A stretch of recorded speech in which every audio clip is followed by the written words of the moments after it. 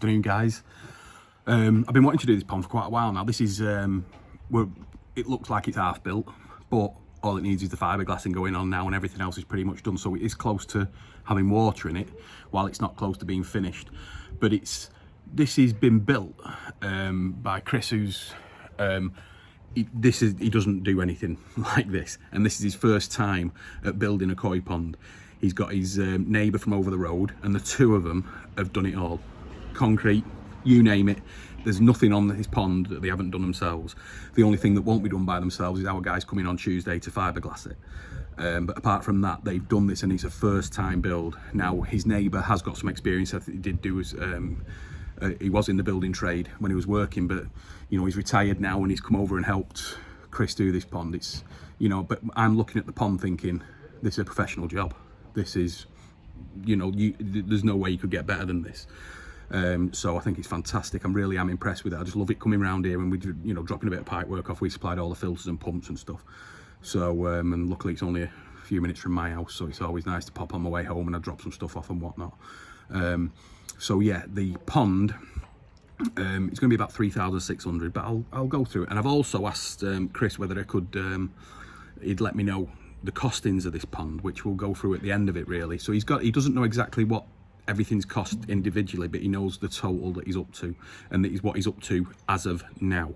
This doesn't include the fiberglassing and but everything he's got here now. So, but it's very impressive, very, very impressed for somebody who's never even gone near this before. So, but anyway, without further ado, let's have a look. Right, and here it is. So the internal measurements, so these are 6-inch solids. So the internal measurements of the pond are 12.5 feet by 8.5 feet by 5.5 feet deep. Right, so it should be giving us around about 3,600 gallons. So as you can see, like I said, they've done a fantastic job. The window, sorry, is gonna obviously go here. So we're gonna have a front window. Now it's covered a little bit because they're just trying to dry it out, because there has been a lot of rain, so there's the damp, getting it ready hopefully for fiberglassing on Tuesday if it's okay. But we're on a lovely day today and tomorrow, so hopefully maybe it might be all right, but we'll see. We'll just have to, that's one of them things that you've just got to play by ear. There's nothing you can do about that. So we've got the 4-inch bottom drain there, which has got the 1-inch airline, so it's going to be a diffuser drain. Another window going there, so it's going to be double windowed. Very nice. So then you've got the blade up at the top there, which runs from the skimmer, and we'll go around and have a look at that in a second. But yeah, everything, all the brickwork, everything has been done by these guys, and all the concrete base, you name it. And the base has got a beautiful 6-inch fall going all the way round, which is excellent. And you can see, just see it on the extension lead there, the curve. So as we go round there now, you see it from this side. Now then, there's 2 returns, one there in the corner, and then one there. These are 2-inch returns. Now, these are coming directly from the Nexus 320. So, at present, the skimmer is just going to run through the blade and nothing else for now, until later on in the future, which is why people do this. It's future-proofed, you see, so another filtration can be added easily to that skimmer. Now, the pipe that you see there, the return, that is for when, in the winter, when the blade's off, that will be the skimmer return. So then there'll be 3 returns. So, but for now, the 2 returns there and there are in from the Nexus. So, as you can see, I keep looking at the bait. I think it's fantastic. I think they've done a great job. So, round here, as you can see, is where the filter's housed. And there she is, the Nexus. So, like I said, they're part way through it. They're not far off. It's got a 55 watt UV. So we've got the 4-inch line that you can see down there. That's about to be put onto a 4-inch ball valve there. And then it's just going to come straight up. So there's going to be an elbow, valve, and elbow. So, and that's that. Then you've got the pump over there, which is going to be running from the skimmer, which is down that side. Let's just go around here. You can see the pipe work there. Let's just take that across. So as you can see, the back of the skimmer there fits on the block perfectly, which is why we design them like that. So you've got that coming back in. That's one of the returns down at the bottom that's going down into the far one down there. So, and then in here, this is where we are. So see, that's the other return from the skimmer, but that he's going to pipe that up. He's just blocked it off for now. So everything's got, it's all marked out. Fantastic. You know, it really does look good, all clipped up down there. So he's got the valves on each return so he can mess about and get the flow exactly right. He's just about to put the pump in, which is the 20,000 he's decided returning from the Nexus, because it's got a long run down to the bottom. So yeah, it's looking good. Absolutely brilliant. Really impressed with what they've done. Like I said to you, I keep saying it, this is the first time they've ever done anything like this. So on top of this, because this is part one, we will do another part obviously.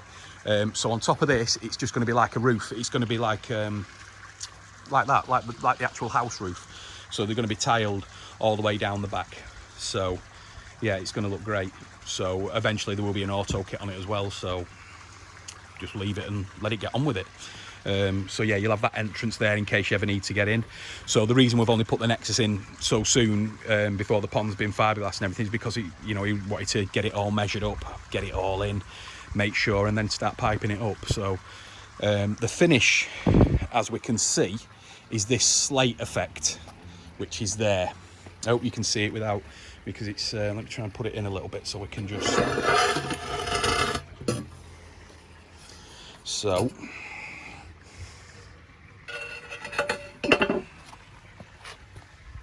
that's the slate, which is going to look great. Really is going to look great, this slate effect. Let me put that up on there without breaking it.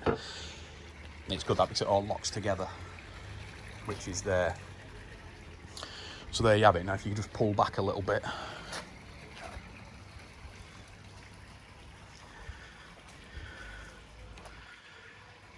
you can see how well the pond's going to look, especially with both windows, which is there. So yeah, we reckon it's going to give us a gallonage of about 3.6 in the pond, and probably with the filter and everything, you're probably talking about 3.850 or something like that. So Chris, the owner, he's got his pond, he's got his fish in a system here. So these are going to be the first ones to go in. Hungry.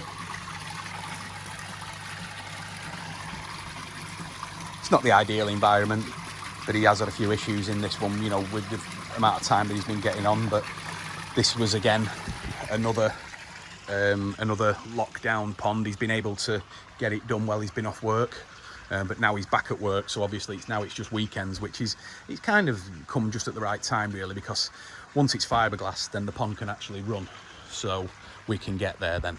So but yeah, I love it. I love how they've done it. I love how they've built it themselves. Very, very proud of it. Credit where it's due. Really is good.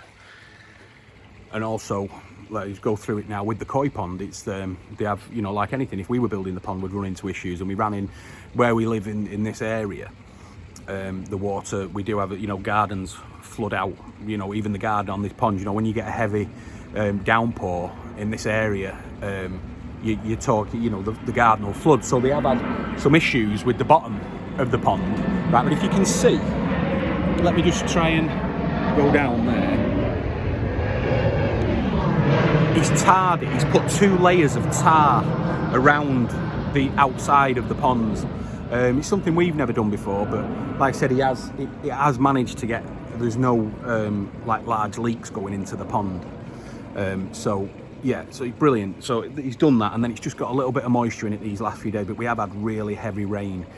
So if he hadn't had put that tar in there, there'd be 6 inches of water in this pond now. So it has done its job, and it's done really well. Now, I spoke to Chris before about the cost, and where we're up to now with everything that we've seen here today, I think including, just one sec, Chris, yeah. Was that including the tiling as well? Yeah. Yeah, right. So everything that we've seen today, the filtration, the tiling, the block, the concrete, the pipework, the drains, pumps, you name it, everything is.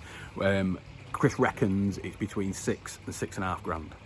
So, and that's with him And I mean, you know, you might think, wow, that's cheap, but you know, a pond, like I've said many times before, is labour and getting rid of the waste.